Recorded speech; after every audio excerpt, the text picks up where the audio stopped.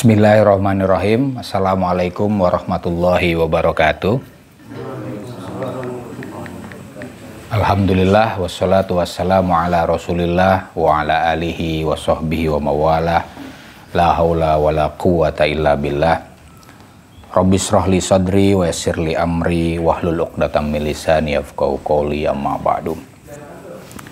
Teman-teman mahasantri Pondok Pesantren Luhur Ciganjur yang saya cintai, dan para pemirsa santri online dimanapun Anda berada yang saya muliakan, alhamdulillah kita bisa kembali belajar bersama kitab At-Turas wa Tajdid karya Profesor Dr. Hasan Hanafi. Kesempatan kali ini kita membahas halaman 26 hingga 27 dari Al-Maudhu, ya, satu paragraf qoblal akhir. Temanya nanti ada tentang para pendahulu Hasan Hanafi dalam mengkaji tradisi dan pembaruan, di satu sisi juga tentang muhimmatul jail, ya, tugas suatu generasi. Bismillahirrahmanirrahim.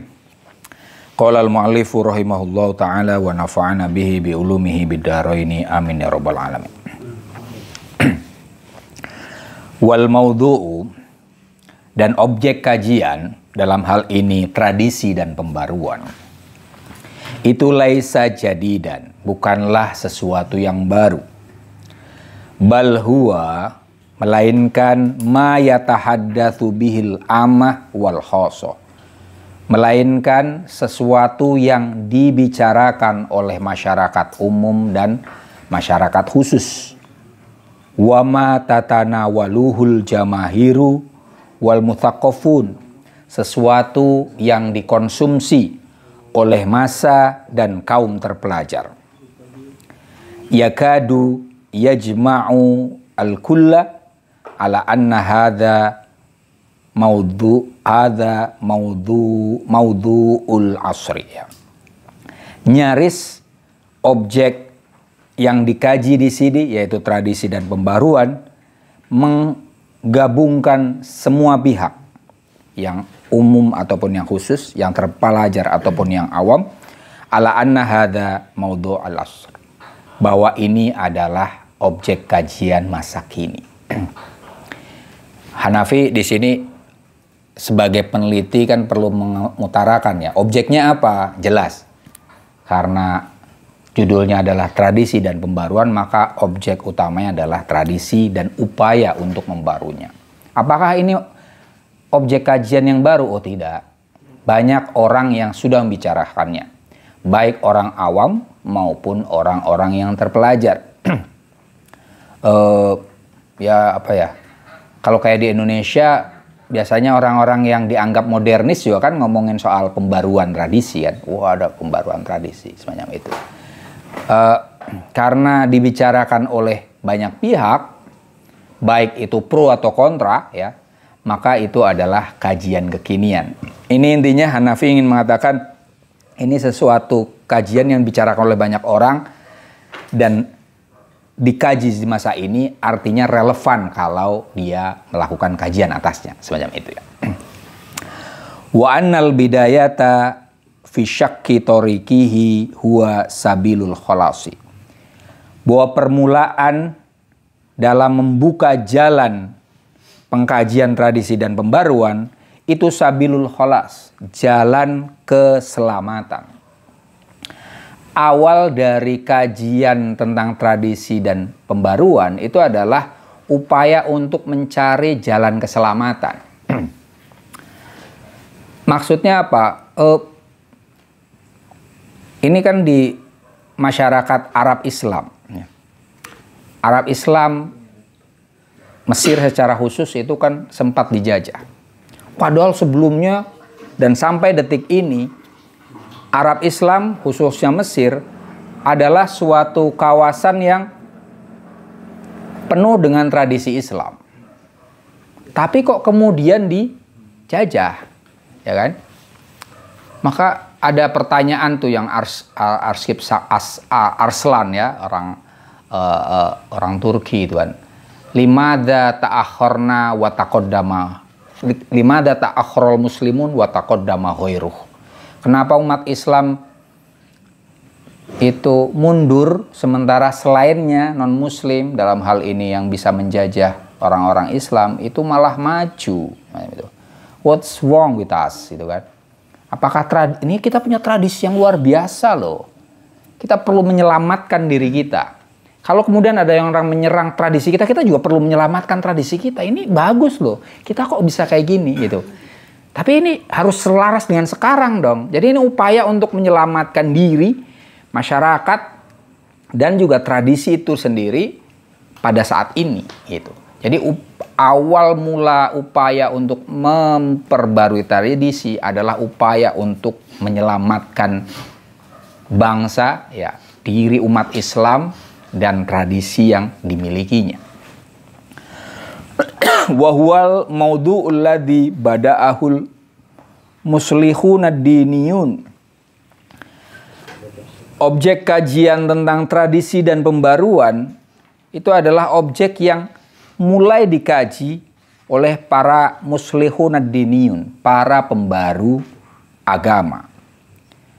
Kama saro fihi ba'dul bahithin al-mu'asirin, sebagaimana yang dijalani oleh sebagian peneliti masa kini. Siapa yang memulai pengkajian dengan tradisi dan pembaruan? Para pembaru. Siapa yang dimaksud? Jamaluddin Al-Afghani, Muhammad Abduh, Rashid Ridho, dan murid-muridnya ya, Mustafa Abdul Razik, Abbas Mahmud Akkad, Toha Hussein, dan kawan-kawan. Mereka mulai untuk mengkaji itu. Tapi kemudian saro fihi ba'dul bahisin al-mu'asir ya. Peneliti sekarang juga masih melakukan kajian-kajian tentang pembawaan tradisi. Hasan Hanafi ya. Muhammad Abid Al-Jabri, itu kan mulai At-Turos wal Hadatsa. Siapa lagi? Misalnya Arkun ya. Walaupun tidak secara spesifik dia mempunyai proyek tentang tradisi dan pembaruan. Siapa lagi? Syekh Azhar, Syekh Ahmad Thayyib itu juga punya buku At-Turos wat Tajdid. Siapa lagi? Muhammad Imaroh, tadi saya iseng-iseng di perpustakaan saya melihat, dia punya buku judulnya At-Turos wal Mustaqbal, tradisi dan masa depan. Banyak yang mengkaji di masa kini selain ada Jamaluddin Al-Afghani, Muhammad Abduh, dan Rashid Ridho ya. Nah, catatannya apa? Kalau sudah banyak yang kaji, kenapa masih dikaji ya? Walakin at-tahlilatu kullaha imma juz'iyatun wala tasmalu al-kulla. Tapi analisis yang telah disampaikan oleh para pendahulu tadi, baik yang klasik seperti Al-Afghani dan kawan-kawan ataupun yang kontemporer seperti Al-Jabri dan kawan-kawan, itu menurut Hanafi imma juz'iyah wala tasmilu al-kull, parsial saja, tidak komprehensif, tidak mencakup semuanya. Karena Hanafi itu perlu diketahui, dia memperbaharui tradisi itu hampir keseluruhan tradisi Arab Islam. Dari mulai Al-Aqidah ya, dari ilmu kalam, ada kitabnya di Al-Aqidah wa Tsaurah, itu 5 jilid. Kemudian filsafat Islam dia menulis Minan Naql ila Ibda 9 jilid. Tentang usul fikih dia menulis 2 jilid, Minan Nas ilal Waqi 2 jilid. Tasawuf dia menulis 2 jilid, Minal Fana ilal Baqo. Tafsir ada 2, ada 3 malah dia. Kalau ininya Minan Naql ilal Aql itu 1 jilid tebal mengkritik berbagai buku tafsir yang sudah ada.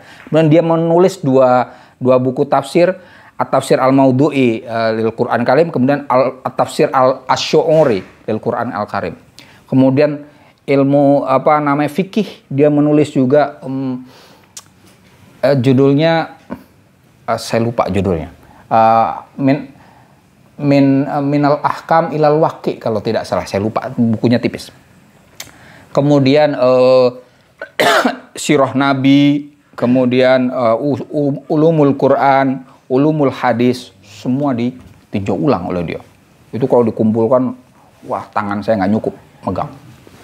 Jadi benar-benar cool. Mengkaji tradisi Arab Islam itu cool, komprehensif. Sementara yang lain itu hanya parsial-parsial. Mungkin salah satu yang bisa mengimbangi Hasan Hanafi adalah Abid Al-Jabri, ya. Tapi Abid Al-Jabri hanya 4 jilid doang tuh, ya. Itu pun udah merangkum semuanya. Naqdu Aql Al-Arabi kan 4 jilid. Pertama Takwinul Aql Arabi, itu pengantarnya saja, baru Binyah Al-Aql Arabi, struktur nalar Islam itu nanti ada Bayani, Irfani, sama satu lagi Burhani, ya kan, Burhani, ada 3. Jadi digabungkan dalam satu buku. Kemudian nanti Al-Aql Asyasi fil Islam sama Al-Aql Al-Ahlaqi fil Islam. Jadi tidak sekomprehensif Hanafi. Hanafi benar-benar ampun-ampunan lah nulisnya itu. Jadi dia katakan selain dia itu hanya parsial memperbarui tradisi. Wa imma taktafi bimujarrad at-ta'bir anil amani, atau hanya cukup mengungkapkan harapan wa niat al-hasanah, niat baik fi tajdidit turas. Oh, saya mau memperbarui tradisi, cuma niat baik doang gitu.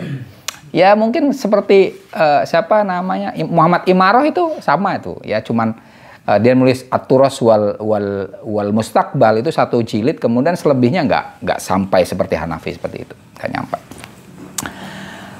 Wa imma ta'birat khitabiyah, atau ungkapan retoris, wa asalibun bayaniyatun, atau ungkapan eksplanatoris, talhabu hamasan nasi, yang memantik antusiasme masyarakat, orang-orang, wa tu'linu anil katib, lebih banyak mengungkapkan penulisnya, aktsara mimma takshifu syai'an, daripada mengungkap sesuatu gitu. Ada yang menggebu-gebu, kita memperbarui tradisi, tapi sebenarnya nggak nulis apapun. Yang terkenal cuma yang ngomong doang, yang nulis doang itu. Ya ini paling tidak para orator di kalangan, kalau di Mesir kan ada Ikhwan Muslimin, ya kan. Nah itu paling tidak di kalangan Ikhwan Muslimin banyak yang model semacam itu, ya. Di Indonesia kita nggak mendengarkan, ini wacana yang tidak begitu kuat di Indonesia sebenarnya, tradisi dan pembaruan itu nggak begitu kuat. Wa imma asiratu khawalibata turathil gharbi, atau menjadi tawanan cetakan atau template tradisi barat, tujaddidu min khilalih, yang mana dia memperbarui tradisi melalui template tradisi barat. Fahuwa, yang semacam itu, tajdidun min kharijit turos, pembaruan dari luar tradisi, walaisa min dakhilihi, bukan dari dalamnya. Nah ini banyak nih melakukan pembaruan tradisi tapi dengan menggunakan cara pandang barat, metode-metode barat, dan itu adalah pembaruan dari luar, bukan dari dalam. Contoh yang paling konkret adalah Arkun. Kalian kalau membaca bukunya Arkun itu bertabur istilah-istilah ilmu pengetahuan kontemporer lah. Misalnya rapture itu ada di situ. Keterputusan epistemologis, istilah-istilah Bachelor ada di situ. Istilah-istilah Foucault ada di situ. Istilah-istilah Derrida semua dipakai sama dia. Dari filsafat, dari antropologi, sosiologi, dipakai semuanya. Semua. Jadi tradisi itu hanya menjadi kayak kelinci percobaan aja. Resepnya itu dari barat utamanya. Kemudian nih, kalau ini diginiin jadinya apa ya? Iya ya kayak gitu. Itu kalian kalau membaca buku-buku Arkon akan ketemu. Atau contohnya ada saya kenal beliau in person, namanya Mahmud Ismail. Itu beliau penulis buku Sosiologia fil Fikri al-Islami. 9 jilid kalau tidak salah. Itu dia mengkaji pemikiran Islam dari mulai Nabi, sebelum Nabi malah, sampai masa kini. secara sosiologis, sosiohistoris. Tapi kalian kalau membaca buku itu bertabur istilah-istilah Marxis. Oh, Marxis. Oh, diarabkan ya. Takribnya kuat. Misalnya humanism itu ditulis humanism pakai harokat bahasa Arab. Banyak sekali. Ya, dan kalian artinya untuk membaca bukunya Mahmud Ismail, kita harus menguasai dua hal dulu. Satu, tahu sejarah Islam. Kedua, tahu istilah-istilah orang-orang sosiologi dan sosiohistoris, terutama yang Marxis, baru bisa paham itu. Nah ini, saya pribadi baca itu dari saya masih S1 dulu kan. Ya lumayan itu. Wah, ini harus baca Marx dulu ini baru bisa paham. Nah ini contoh jadi Asirah Qawalib At-Turos Al-Gharbi. Sebagai tawanan template berpikir tradisi Barat. Dan itu menurut Hanafi nggak fair lah. Itu pembaruan dari luar. Pembaruan itu harusnya dari dalam dong. Kita kalau mau melakukan pembaruan ya dari diri kita. Kita punya kesadaran untuk melakukan pembaruan. Dari luar itu ya kayak di push gitu ya. Ayo berubah gitu. Kan nggak bagus ya. Coba misalnya gini. Kalian aslinya flekmatis, nyantai-nyantai. Kalau bisa yang lain kenapa harus gua? Bahasanya Mas Faik kan gitu kan. Nah itu kan. Tapi kemudian ayo Mas Faik. Siap. Itu kan males kan. Tapi kalau oh iya, saya harus jadi Superman misalnya gitu kan. Tapi dia kesadaran pribadi gitu kan. Itu akan jadi gitu. Nah itu tadi. Pembaruan itu idealnya ya dari dalam diri, bukan dari luar. Nah, pembaruan yang ditopang oleh tradisi Barat atau metode-metode Barat menurut Hasan Hanafi itu kurang pas lah ya, dan itu dikritik. Nah, Hanafi artinya di sini apa? Perbedaan dia dibandingkan para pendahulu adalah dia berusaha memperbarui tradisi kakul secara keseluruhan ya. Kemudian tentu saja tidak hanya berharap dan niat baik dilakukan itu. Tidak hanya retoris tapi benar-benar bukan hanya khitobi bayani tapi sampai ke taraf burhani ya. Dan tentu saja tidak menggunakan semata-mata menggunakan cara berpikir Barat. Kalaupun ada unsur-unsur Barat tapi ini sudah menjadi ilmu yang universal lah ya. Sudah tidak lagi perlu menyebutkan ini dari mana gitu ya. Tapi dia sudah meresap sebagai suatu metode yang bisa diaplikasikan semacam itu. Oke. Wahadhihi muhimmatu jailin wahid. Ini ya melakukan pembaruan tradisi ini hadasar tapi ya karena menyocokkan dengan muhimmah adalah tugas satu generasi. Huwa jailuna, yaitu generasi kita. Ba'daha, setelah melakukan pembaruan tradisi, yakunul mahzunu minat tokoh kot tasorrofa, hasanah dari kekuatan, atau maksudnya potensi yang tersembunyi. Khozana itu kan yang tersembunyi, tokoh kekuatan atau potensi. Kalau pembaruan tradisi sudah dilakukan, maka apa? Potensi yang tersembunyi kota sorofa akan berubah. Au yakunu al-munsorofu minha, atau yang berubah dari tradisi itu kota wajah ila taghyiril waqi, telah mengarah kepada perubahan realitas. Nah ini.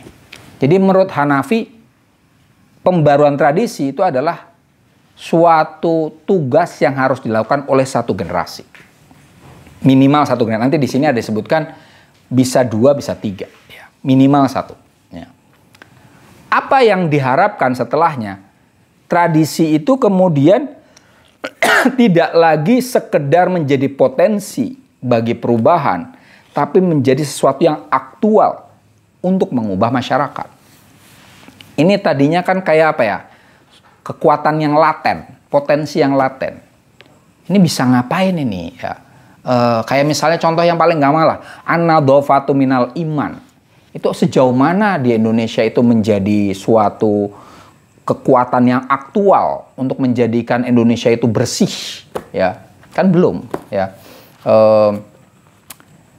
Misalnya inna sholata kanat alal mu'minina kitaban mauquta, itu kan sebenarnya tidak hanya untuk sholat, tapi suatu gaya hidup untuk tertib dalam waktu. Ya. Sejauh mana itu, ya ini kan sebenarnya ada potensi yang tersembunyi di dalam tradisi kita, tapi sejauh mana itu menjadi hal yang aktual agar terjadi taghyirul waqi, macam itu ya. Oke. Walakin akan tapi ba'da ayyatimmal bina'ul fikriyu aw syu'uriyu ya. Setelah struktur pemikiran dan perasaan itu sempurna terbentuk, la ya'udu litajdidit turathil qadimi ayyi makna. Maka pembaruan tradisi lama itu sudah tidak berarti lagi. Ya. Li'annal mauruthal qadima qad tahawwala ila tahlilin mubasyirin lil waqi. Karena tradisi lama telah berubah menjadi analisis terhadap realitas secara langsung. Pembaruan tradisi itu sebenarnya hanya sarana saja, satu fase saja. Kalau tradisi sudah diperbarui sampai batas tadi ya, hal-hal yang potensial di dalam tradisi itu mengaktual, maka kemudian tradisi itu pembaruan tradisi udah nggak perlu dilakukan lagi, ya. Karena apa? Sudah langsung aja kita menganalisis realitas secara langsung. Seperti tadi ya, contohnya an-nadhafatu minal iman itu udah nggak perlu lagi ditulis lagi tuh Mas. Karena sudah jadi habit kita gitu loh. Sudah jadi habit kita. Kalau tradisi untuk tertib antri ada nggak di Islam ya? Nggak ada ya? Yuk. Apa Mas? Tertib wudhu ya. Kalau di Safina aja tuh ya. Syarat rukun sesuatu tuh pasti tertib ya. Tertib. Berarti kan murattab. Itu kan berarti sebenarnya kita dari mulai kita dari kecil diajari toharoh. Toharoh yang paling pertama adalah wudhu. Dan wudhu itu rukun ya maksudnya ya. Rukunnya adalah tertib. Berarti kehidupan tertib itu bagian dari tradisi kita. Dan itu masih laten Mas. Tokoh Al-Mahzun ya. Tokoh Al-Mahzunah ya. Belum manifest. Kalau sudah manifest, sudah tertib. Kayak contohnya yang nggak usah jauh-jauh lah. Ke Singapura aja. Itu udah nggak perlu lagi tadi Mas. Misalnya an-nadhafatu minal iman sudah nggak perlu di situ. Bukan karena di sana nggak ada orang Islam minoritas, bukan. Karena ya sudah bersih, memang itu kan, sudah tertib, semacam itu. Ini bal yakunu turathu kulluhu qad tahawwala ila taqatin amaliyatin. Bahkan tradisi secara keseluruhan telah berubah menjadi kekuatan yang praktis, kekuatan yang aktual ya. Walam ya'ud lahu wujunun maksunun. Dia tidak lagi sekedar menjadi entitas yang laten. Ya. Itu. Kalau sudah artinya ini target ya. Target jauhnya semacam itu. Tradisi dan pembaruan itu hanya sarana, hanya fase saja. Bukan selamanya kemudian jadi kayak profesi gitu. Kalau sudah dikontekstualisasikan dengan masa kini dan menjadi satu hal yang embedded di dalam diri kita dan masyarakat kita, ya ini udah nggak perlu lagi diacu-acu lagi, udah bagian dari kita kok. Kalau sekarang itu saya pribadi masih ngajarin di keluarga saya gitu. Intinya sholat itu apa sih gitu. Jadi udah ngajarin gitu. Sholat itu ada tertibnya tadi kan. Jadi ada pasrahnya, ada tepat waktu, tidak loncat-loncat dan seterusnya itu. Itu artinya ya kita hidup ini harus tertib gitu. Kalau hidupnya masih kacau balau misalnya gitu, ya itu sebenarnya secara hakikat belum sholat. Nah itu tadi kan. Tapi ya tetap walaupun nanti sudah tertib ya sholatnya tetap. Bukan kemudian ditinggal ya. Iya. Itu tadi kita tarafnya ya masih formalistik, ritual formalistik ya. Belum sampai ke dalam. Misalnya tadi rukun wudhu itu paling banter apa Mas? Paling banter hafalan Mas. Hafalan itu ya. Saya ada di Pekalongan itu ada kelompok namanya Rifaiyah itu amaliyahnya seperti Nahdlatul Ulama tapi beliau jauh lebih mereka jauh lebih rigid dalam melakukan amaliyah peribadatan. Orang Rifaiyah tidak mau bermakmum kepada orang yang diragukan dia hafal benar-benar rukun wudu, rukun sholat gitu Mas. Tapi hafalnya itu hafal ini Mas, hafal apa namanya ya hafalan literal gitu ya utamanya gitu. Kalau itu dia nggak mau itu. Tapi kalau ini berilmu nih, pasti tahu lah walaupun mungkin nggak secara literal, mau dia. Ya, kakak saya punya sahabat orang Rifaiyah, orang si Rifaiyah itu mau bermakmum pada kakak saya, itu sebagai contoh. Nah itu tapi tadi masih tarafnya ya ritual, formalistik, padahal harusnya lebih masuk ke dalam ya. Oke. Qatatulul muddatu ila jailaini au thalas. Kadang waktu untuk melakukan pembaruan dan tradisi itu memanjang sampai ke 1 generasi atau 2 generasi. Tadi kan saya sebut cukup 1 generasi nih. Tugas untuk memperbarui tradisi itu cukup 1 generasi. Tapi kenyataannya bisa 3 generasi. Contohnya ya, di Mesir ada generasinya Afghani sampai Afghani sampai Rashid Ridho, Afghani dan Abduh lah ya. Generasi keduanya itu kan murid-muridnya Abduh sampai ke Osman Amin paling tidak ya. Osman Amin itu generasi kedua nih setelah Jamaluddin Al-Afghani. Hasan Nafi itu muridnya Osman Amin. Nah itu generasi ketiga. Generasi Hasan Nafi itu masih melakukan pembaruan tradisi. Nah, itu dia mengatakan, 2 generasi di atas saya sudah melakukan itu. Tapi ternyata sampai sekarang masih belum selesai nih, maka saya melakukan gitu. Ya. Khosotan terutama laurokaza kullu jailin ala janibin. Apabila masing-masing dari generasi itu fokus pada satu unsur tertentu dari tradisi. Walakin ba'daha, akan tapi setelahnya, ya'ti at-tahlil al-mubashiril waqi, akan datang masa untuk menganalisis realitas secara langsung. Ini tadi, kapan suatu proyek pembaruan tradisi itu sampai membutuhkan bergenerasi-generasi ya kalau sebenarnya masing-masing generasi itu fokus pada tugasnya ya. Paling tidak misalnya beginilah gampangnya ya, nanti akan muncul di sini juga. Kita kembali ke Indonesia misalnya, kita tradisinya apa sih? Tadi saya sempat nyinggung sedikit. Tradisi kita di NU kan ada tradisi fikih yang kuat ya. Fikih utamanya Syafi'iyah ya kan. Akidah atau kalam Asy'ariyah yang paling kuat, kemudian tasawuf yang paling kuat adalah Ghazaliyah. Itu bisa saja seharusnya fokus saja untuk melakukan pembaruan tradisi, pengkinian tradisi fikih Syafi'iyah dilakukan oleh jurusan-jurusan syariah se-Indonesia misalnya ya. Ada yang fokus di situ. Yang akidah ini misalnya prodi akidah falsafah misalnya gitu. Asy'ariyah itu seperti apa Indonesia. Kemudian prodi tasawuf ada kan di UIN ya. Nah itu fokus bagaimana nih tasawufnya Ghazaliyah itu kalau diperbarui seperti apa semacam itu. Itu mungkin cukup butuh satu tradisi itu ya. Ya, yang tadi saya bilang tadi Mas ya, kritik atas tradisi yang ada. Dikontekstualiskan ke masa kini bukan sekedar sesuatu yang menjadi identitas, tapi sebenarnya sejauh mana itu menjadi way of life kita dan sejauh mana keselarasannya dengan kekinian. Nah, semacam itu ya. Kalau itu udah selesai, maka tadi apa?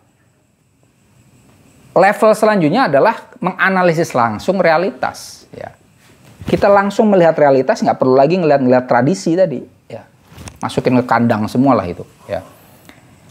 Yakunu turathu hinadaka. Tradisi di saat itu, ketika sudah diperbarui tadi, ideologiatul jamahir, menjadi ideologi masa, waruhu wal ma'nawiyah, dan roh semantiknya ya, wa taqatuha an-nidhaliyah, dan kekuatan perlawanannya, Wa hadza ma la yantahi bintihail ajyal. Hal itu tidak habis dengan habisnya generasi-generasi. Targetnya tadi, tradisi itu menjadi ideologi, ya, yang memungkinkan masyarakat untuk tidak hanya bertahan hidup, tapi juga melakukan perlawanan, survivability, semacam itu. Sudah melampaui apa yang tadi 3 hal yang kita sebut, ya. Oke, ada hal-hal yang masih kita bisa pakai dari Syafi'i, Asy'ari, dan Al-Ghazali, tapi kita sudah mengekstraksikannya sedemikian rupa, menjadikan itu bagian dari kita, dan itu jadi habit keseharian kita dan masyarakat kita, menjadi semacam ideologi. Itu tadi tidak perlu lagi di opera-opera untuk bersih, ya, tapi kebersihan itu sudah menjadi bagian dari kehidupan kita, ya. Kalian kalau ke Singapura buang sampah sembarangan, rokok sembarangan, Mas, oh ampun tuh, Mas, dendanya mahal. Rokok itu mahal. Kita di Indonesia masih murah, ya. Yang nggak naik-naik tuh Samsu kan, ya, alhamdulillah nggak naik-naik. Dulu Samsu dinyatakan rokok yang mahal, sekarang sudah enggak, ya, karena ada banyak yang lebih mahal dari itu. Nah, itu tadi rokok, misalnya saya tempo hari itu seminggu kurang lebih di Singapura itu nyewa apartemen, kan apartemen udah kita sewa, ya, tapi itu kalau kita ngerokok di situ di dalam itu udah no smoking, ada kayak gitu. Di luar tuh. Jadi mau ngerokok itu ya ampun-ampunan nyari tempat rokok itu. Susah lah. Susah sekali. Kalau ketahuan kita kemudian dikena charge oleh yang punya punya apartemen. Jadi repot sekali. Buang sampah sembarangan, wah ampun lah. Permen karet repot. Itu itu sudah menjadi gaya hidup jadinya mereka, ya. Susah. Di kita gaya hidupnya ya kita ngerokok dengan leluasa. Oke. Selanjutnya, wa muhimmatut tajdidi, dan tugas untuk melakukan pembaruan tradisi la taqau ala atiki fardin wahidin. Tidak berada di atas pundak satu orang saja. Bal hiya muhimmatu toli'atil mutaqaffin. Tapi pembaruan tradisi adalah tugas para perintis atau pionir budayawan atau orang-orang terpelajar. Orang-orang terpelajar itu seyogyanya terlibat dalam pembaruan tradisi. Maksud Hanafi itu tidak saya sendirian, gitu kata dia. Wa jumhurul bahithin, mayoritas peneliti, nadron li ta'addudi jawanib at-turath. Kenapa harus banyak orang? Karena banyaknya sisi-sisi di dalam tradisi. Wahajatihi la bahithinan mutakhassisin, dan kebutuhannya pada banyaknya peneliti yang spesialis. Misalnya begini aja lah, tentang filsafat saja, ya, Mas, ya. Itu kalau kita di Indonesia kan masih generalis, ya. Filsafat Islam saya gitu. Wow. Dari mulai Al-Kindi taruhlah sampai kalau yang klasik sampai Mullah Sadra taruhlah gitu kan. Itu padahal di dalamnya itu ada spesialis itu, ya kan. Ada spesialis Al-Kindi itu sampai dalam-dalam itu. Ada Mullah Sadra sampai dalam-dalam. Oke lah, itu kita baru ngomongin filsafat Islam saja. Artinya kalau kita mau melakukan pembaruan tradisi, ya kita harus keroyokan. Itu nggak bisa sendirian. Contoh misalnya mau memperbarui tafsir Al-Quran misalnya gitu, itu mazhab tafsir Al-Quran ada banyak, ya kan? Ada yang taruhlah ada yang tahlili, ada yang maudhu'i, ya kan? Kemudian di dalamnya lagi ada yang lughawi, ada yang tafsir Al-Quran bil Quran, ada macam-macam. Ada yang tujuan historis, itu ampun-ampunan lah. Kalau kita jadi generalis, ya kadang diketawain sama orang yang expert di bidang itu. Contoh misalnya gini, saya pernah cerita ke kalian, saya berapa bulan terakhir ini meneliti tentang metafisika ilmu, metaphysics of science. Ada penelitian tentang hal itu di Cologne University di Jerman. Itu saya baca ampun-ampunan, Mas. Oke, saya mengajar filsafat ilmu sudah cukup lama, ya. Tapi kan kita ngajar filsafat ilmu di kampus kan dia paling gitu-gitu aja, ya kan? Ada apa? Ontologi ilmu.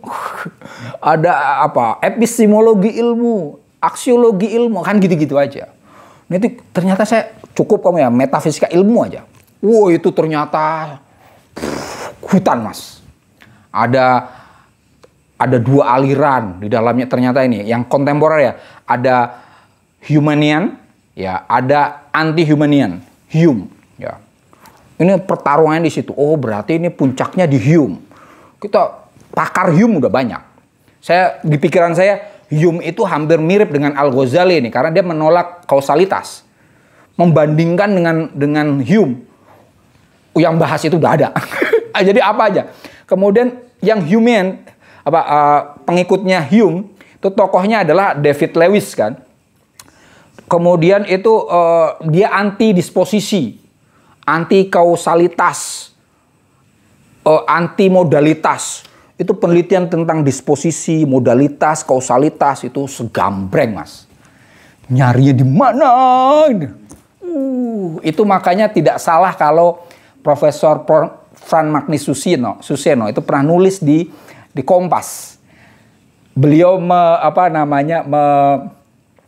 mengeluhkan ketentuan profesorship di Indonesia yang harus nulis di bidangnya di jurnal terindeks Scopus yang benar-benar otoritatif. Misalnya kita nulis di filsafat filosofi atau di Mind ya, di jurnal Mind. Wah, itu filsuf semua di situ.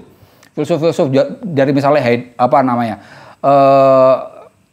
Habermas saja ada di situ. Coba kita nulis di situ, Mas. Ampun-ampunan, Mas. Mereka udah ngomongnya sampai ke detail, sampai ke kutu-kutu. Sementara kita masih ngomongnya gajah. Itu ampun-ampunan. Makanya tadi. That is why untuk melakukan pembaruan tradisi haruslah bareng-bareng. Intinya di situ ya.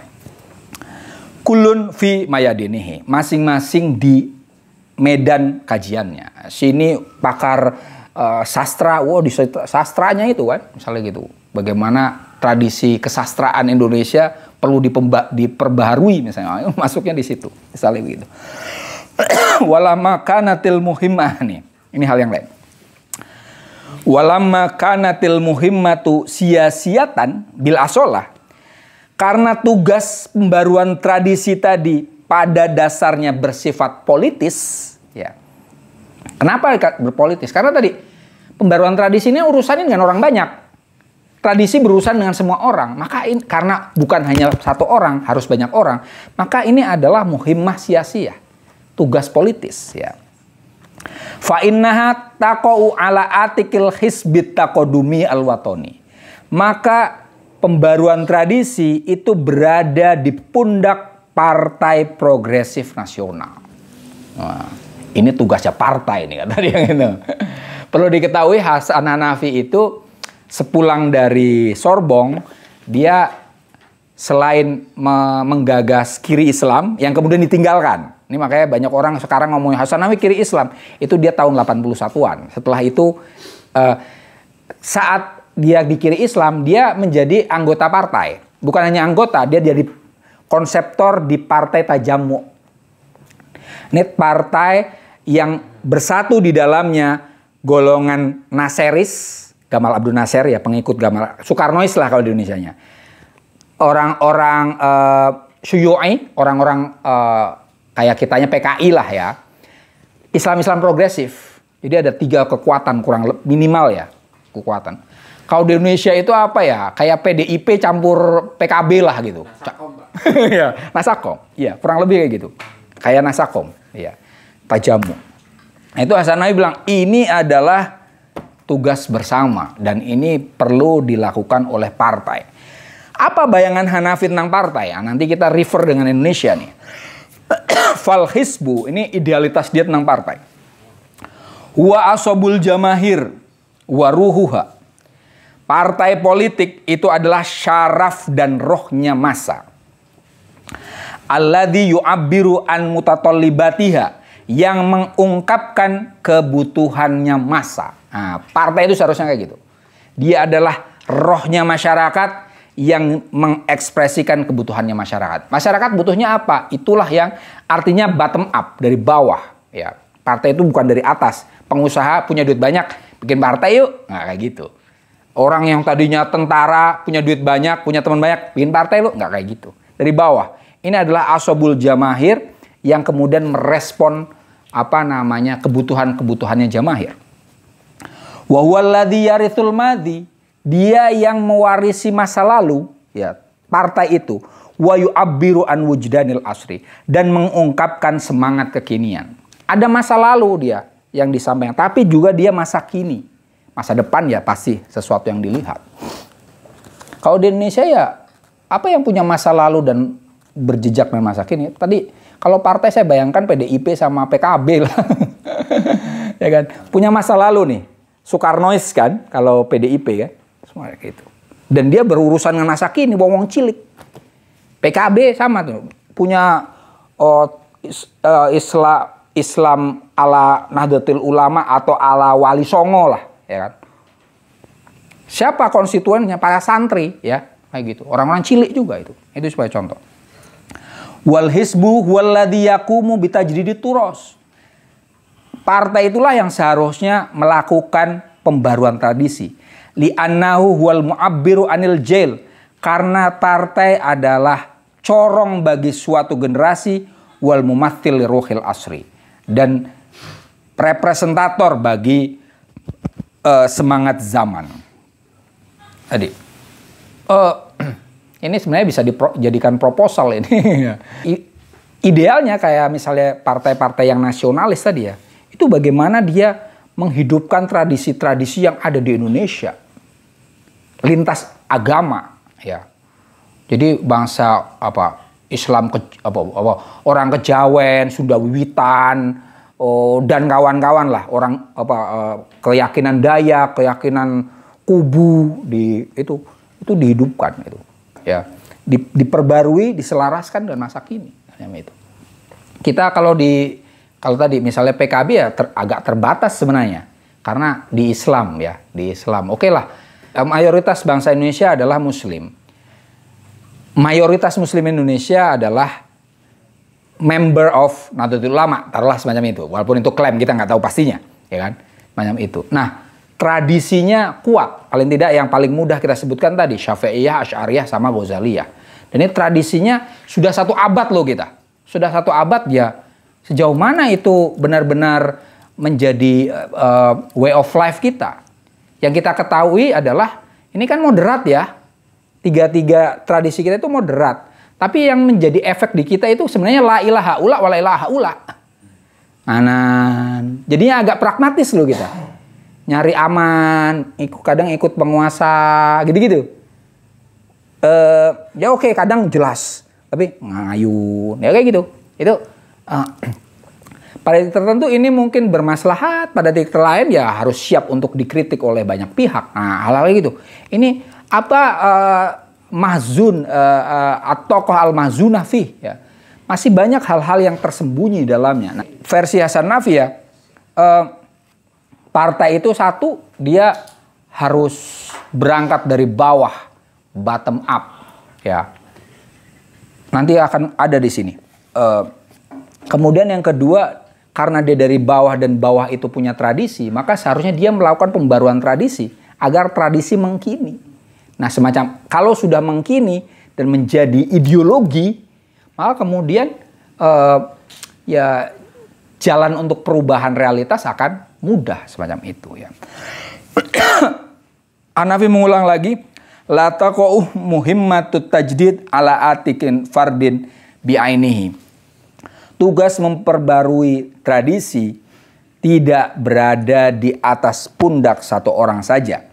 Wa in kanal fardu yastati'u i'ta'a wahdatil ulum, apabila ada seorang individu yang mampu untuk memberikan kesatuan ilmu-ilmu, maksudnya meninjau ilmu-ilmu, keragaman ilmu dengan satu sudut pandang, wa wahdatan nadrah, dengan satu perspektif wahdatul manhaj, satu metode, fahuwa laisa amalan butulian, yang dilakukan oleh individu yang mampu melihat keragaman ilmu dengan satu perspektif, satu metode itu bukanlah tindakan heroik yu'abbiru an abqariyatin fardiyatin, yang mengungkapkan jeniusitas personalnya. Hanafi kan melakukan itu ya. Tadi saya bilang, dari beragam tradisi Islam dia melakukan pembaruan sampai berjilid-jilid. Apakah itu menunjukkan dia itu jenius? Hanafi ini agak merendah tawadhu ya, rendah hati ya. Oh enggak, itu tidak menunjukkan saya jenius, tidak ya. Bal huwa amalun jama'i.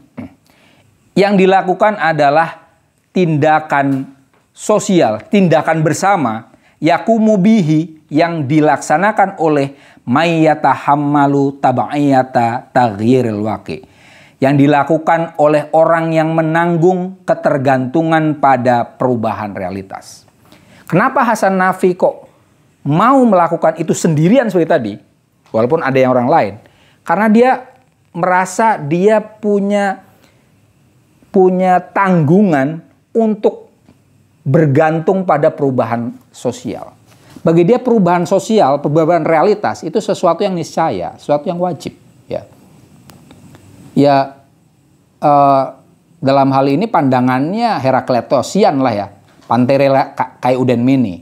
Semuanya ini berubah. Ya, jangan harap tidak ada yang berubah semacam itu. Maka kalau gitu-gitu aja suatu realitas, ya ini sesuatu yang anomali. Ya, kemandekan sesuatu itu adalah anomali. Sesuatu itu harus berubah dan harus lebih baik tentu saja. Ya, ini itu sesuai dengan Islam banget kan. Mangkana yaumuhu mithla amsihi wa huwa khosir kan. Orang yang hari ini sama dengan masa lampau itu ya justru merugi kan, semacam itu. Artinya memang kecenderungannya adalah pembaruan, perbaikan terus menerus semacam itu. Harus ada perubahan.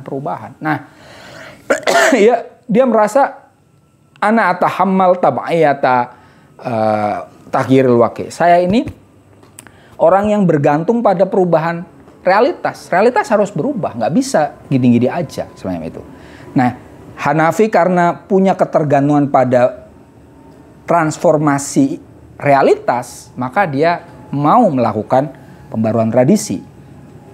Waman hum haula'i lam yakunu tali'atal jamahir. Siapa orang yang punya perasaan menanggung ketergantungan perubahan realitas itu ya toliatal jamahir, para pionir massa, para pimpinan masyarakat. Seharusnya pimpinan masyarakat, pimpinan massa itu punya kecenderungan untuk melakukan perubahan sosial, perubahan realitas. Karena realitas itu dipengaruhi oleh tradisi, maka mau tidak mau dia juga perlu meninjau ulang tradisi. Semacam itu. Wa mahyal jamahir ilam tujat nafsuha bi ijadil hisbi. Apa itu massa? Kalau dia tidak menciptakan partai. Jadi bagi Hanafi partai itu penting, ya. Seperti yang saya tadi bilang. Partai harus memenuhi kebutuhan masyarakat, ya kan? Artinya awalnya ini kelompok orang punya satu kebutuhan yang kurang lebih sama. Misalnya kayak partai buruh ya, itu awalnya kan orang buruh semua nih. Apa problem kita? Oh, gaji yang nggak cukup, misalnya gitu kan. Jam kerja yang nggak asik, dan seterusnya. Ya.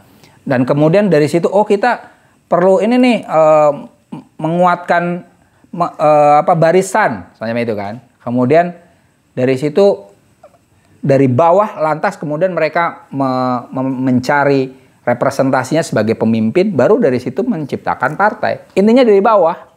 Gitu. Semacam itu. Bukan dari atas. Kalau dari atas ya seperti yang kita lihat partai-partai di Indonesia. Partainya ya kita kadang apa ini ya kan? Konstituennya mana? Kadang kita nggak tahu nih ini opo, cuma namanya aja keren-kerenan ya kan? Tapi sebenarnya al-ismu laisa kal musamma ya kan? Konstituennya nggak jelas gitu. Jadi kalau ada partai Ini yang sekarang mau bikin partai sama Anies Baswedan ya. Ya dia harusnya dari bawah nih. Ya kan gurunya Mas Faik ya. Iya bener kan rektormu. Iya, dari bawah itu. Wah, dia ke apa namanya?